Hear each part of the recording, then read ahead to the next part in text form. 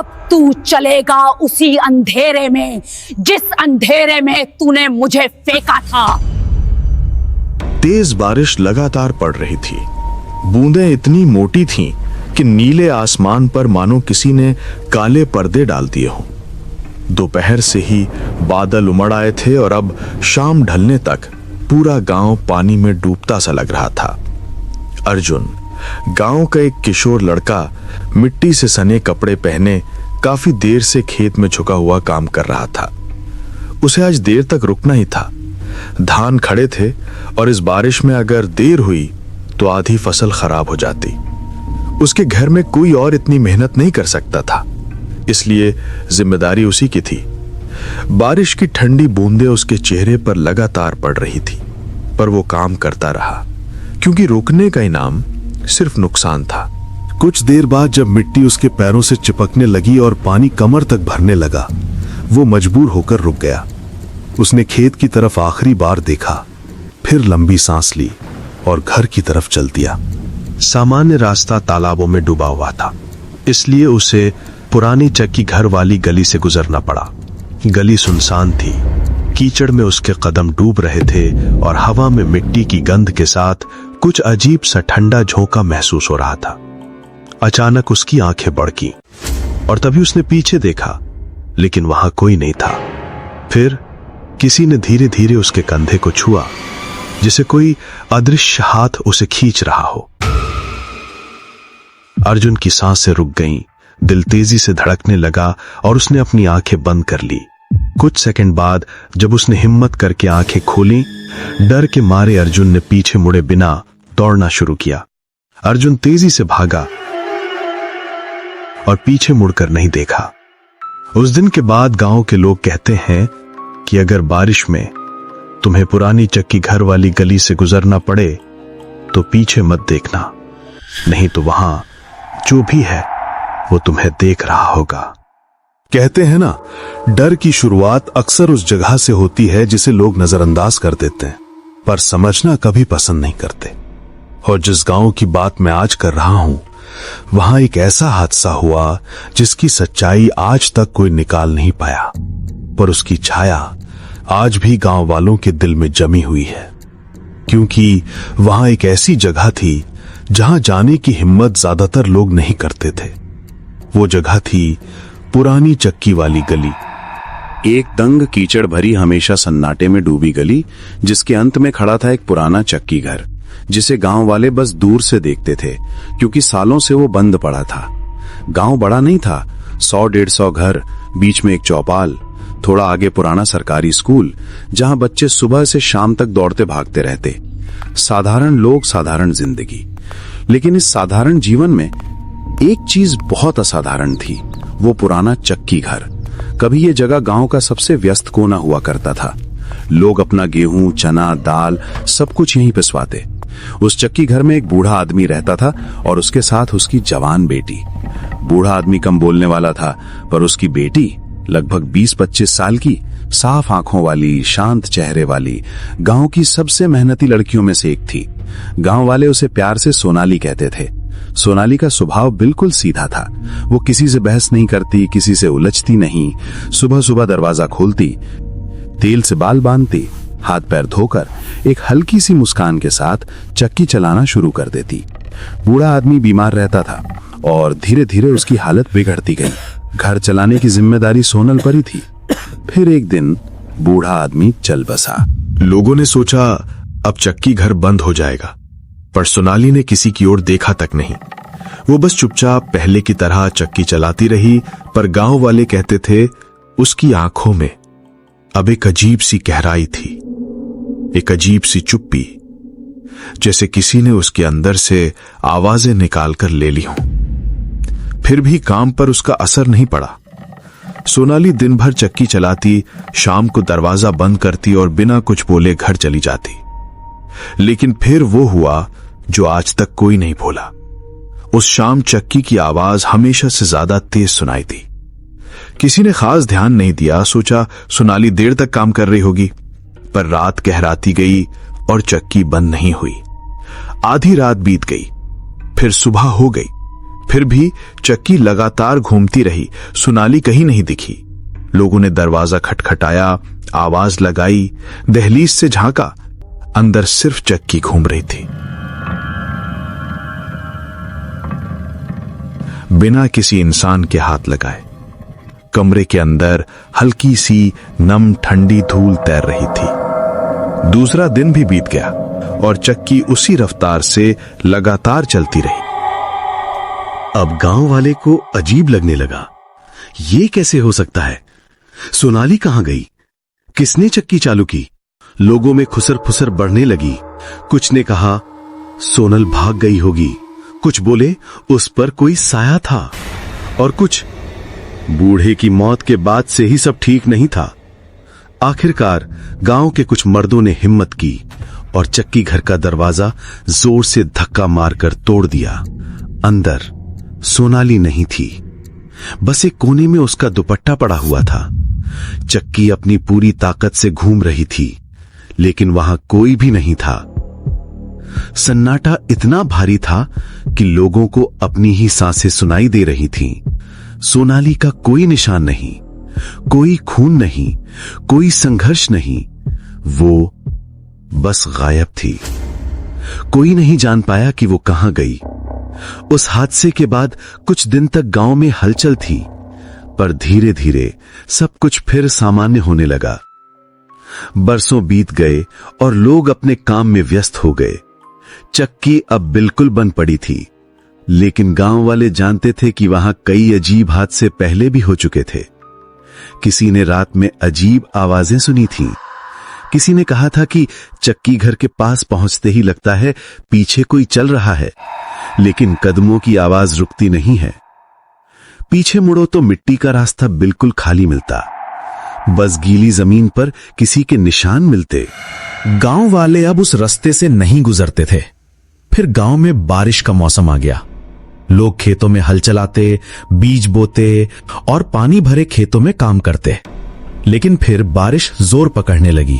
सड़कें, गलियां और छोटे रास्ते धीरे धीरे पानी में डूबने लगे। कई रास्तों पर पानी इतना भर गया, गांव वालों के लिए एक जगह से दूसरी जगह जाना मुश्किल हो गया था। उस दिन सुबह का मौसम थोड़ी भारी भरकम बारिश वाला था। दिवाकर, जो गांव में नया स्कूल मास्टर था, आज उसे स्कूल जल्दी पहुंचना था, क्योंकि स्कूल में एग्जाम्स शुरू होने वाले थे। गांव की मुख्य सड़क जो स्कूल तक जाती थी, वहां भी पानी भर गया था। तभी उसकी नजर गई एक अलग रास्ते की ओर, एक छोटा सुनसान रास्ता जहां पानी नहीं भरा था।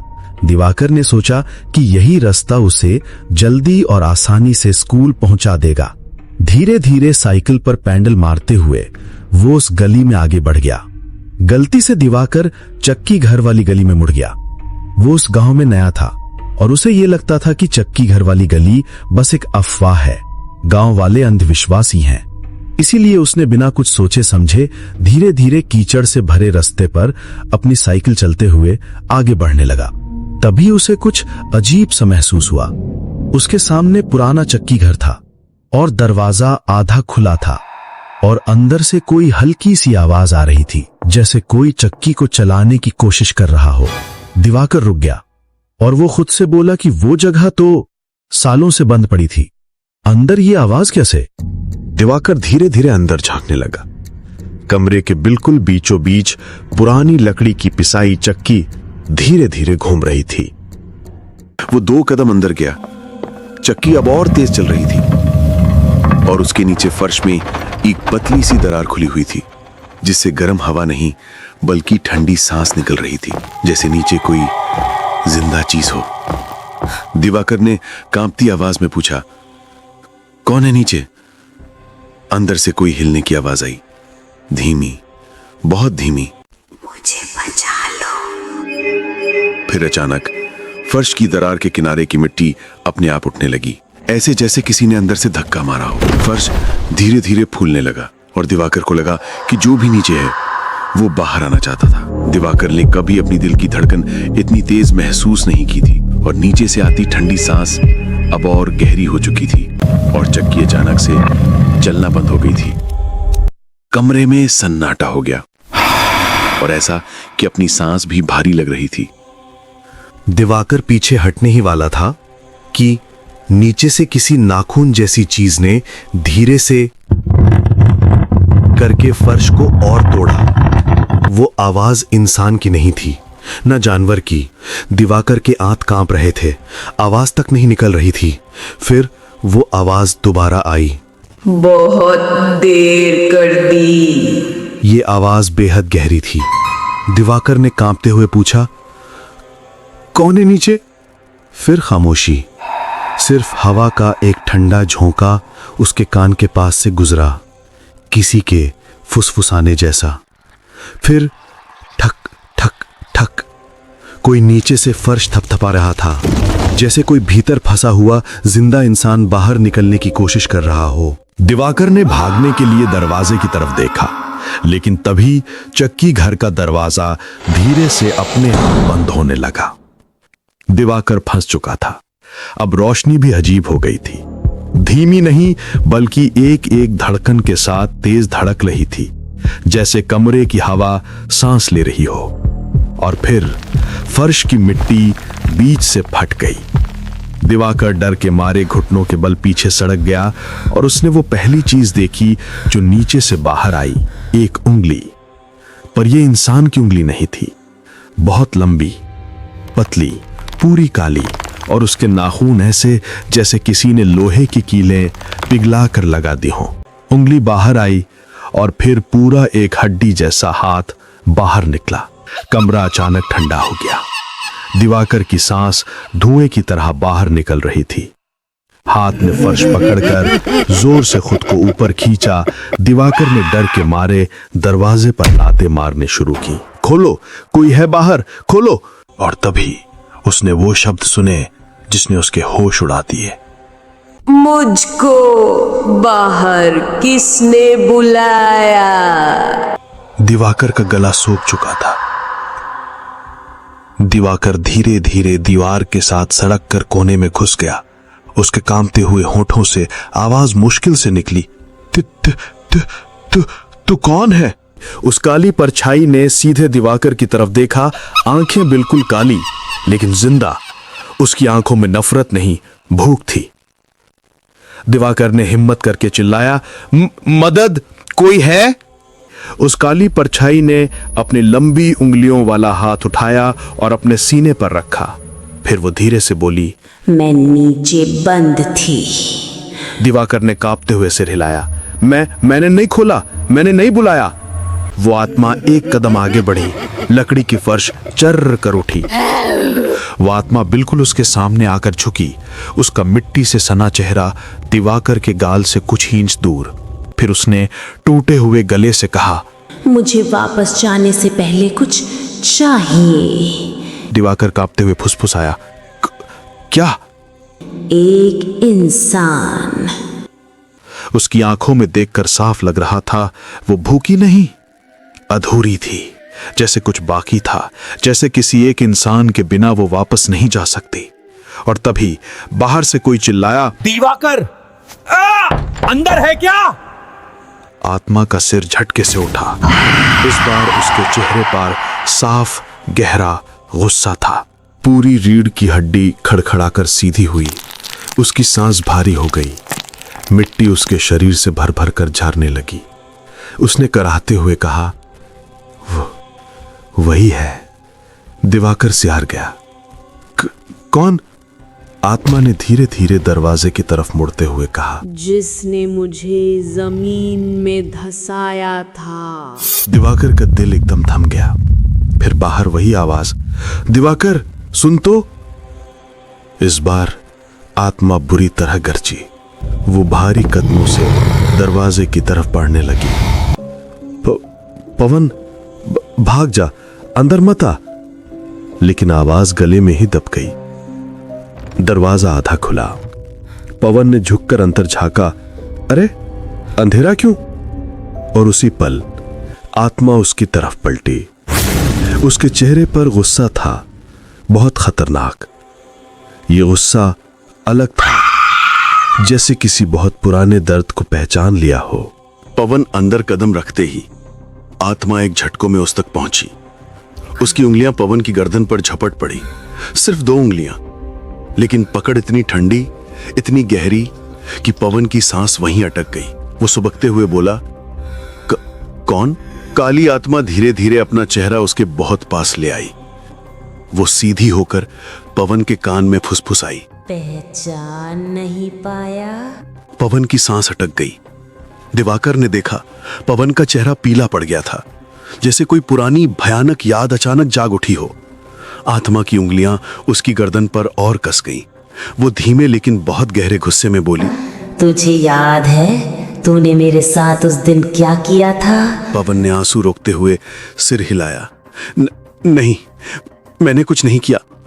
परछाई गरजी, एक ऐसी आवाज जो इंसान की नहीं लगती थी। झूठ मत बोल, तू ही था जिसने मेरे साथ गंदा खेल खेला और मेरी हंसती खेलती जिंदगी उजाड़ दी, फिर मुझे इसी मिट्टी में दबा दिया। दिवाकर के रोंगटे खड़े हो गए।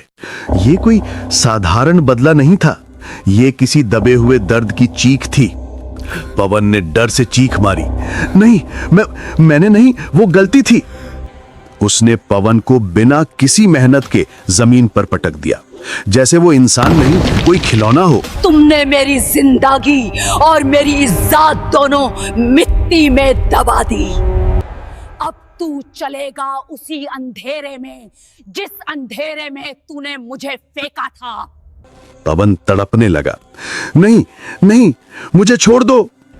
परछाई उसे फर्श की दरार की ओर खींचने लगी। दिवाकर घिसटते हुए चिल्लाया, सोनाली, उसे छोड़ दो। उसने धीरे से कहा, मेरा नाम अब सोनाली नहीं, मैं बस उसका साया हूं। और इसके बाद वो पवन को अंधेरे में घसीट ले गई।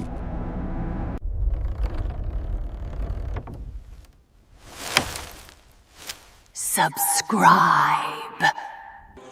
चक्की घर में सन्नाटा छा गया और दिवाकर दीवार से टिककर बैठा रहा, कांपता हुआ, टूटा हुआ और एक सच से जूझता हुआ कि सोनाली सिर्फ मरी नहीं थी, उसके दर्द ने उसे खुद एक दर्द बना दिया था।